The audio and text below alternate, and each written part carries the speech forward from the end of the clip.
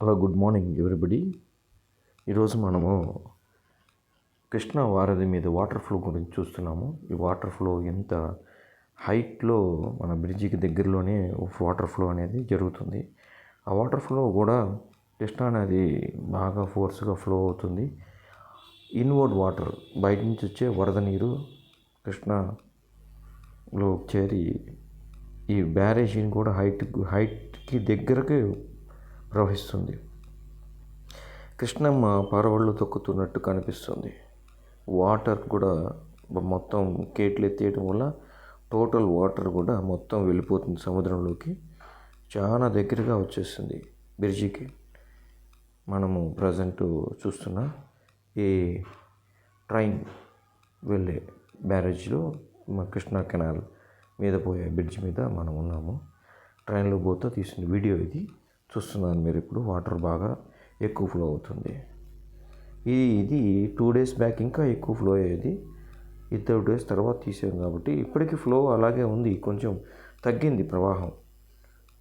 కాబట్టి మనం ఆ ప్రవాహం తగ్గిన తర్వాత చూస్తున్న వీడియో ఇది. ఓకే, ఈ షాట్ని కొంచెం చూసి మీకు కూడా ఈ వాటర్ ఫ్లోని చూపించినందుకు నాకు కూడా చాలా సంతోషంగా ఉంది. జాగ్రత్తగా ఉండండి. మనం వర్షాకాలంలో జాగ్రత్తగా ఉండడం మంచిది. ఎందుకంటే విజయవాడలో వరదతో చాలా కాలనీలు మునిగిపోయాయి. బాధాకర విషయము.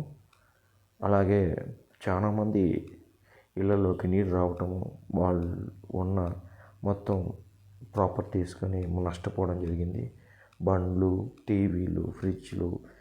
ఈ వర్షానికి చాలా నష్టం జరిగింది విజయవాడకి. నష్టపరిహారం ప్రభుత్వం చేపట్టింది. కావున ప్రభుత్వంతో పాటు జనాలు కూడా వాళ్ళంతా సహాయంగా ఎంతో ప్రయత్నం చేస్తున్నారు. వాళ్ళందరి ప్రయత్నాలకి నేను కృతజ్ఞతలు తెలుపుతున్నాను. సినిమా యాక్టర్స్ కానీ, ప్రభుత్వం కానీ, ప్రజలు కానీ అందరికీ సహాయం చేసే తీరు చూస్తుంటే సంతోషకరంగా ఉంది. ప్రతి ఒక్కరూ అందరికీ మేము ఉన్నామని తెలియజేస్తున్నారు. ప్రభుత్వంతో పాటు ప్రజలు కూడా ఉన్నారని అందరికీ తెలియపరిచేటట్టుగా సహకారాలు కూడా అందిస్తుంది ప్రభుత్వము. మరియు జనాలు అందరూ పనిచేస్తున్న సంతోషంగా ఉంది.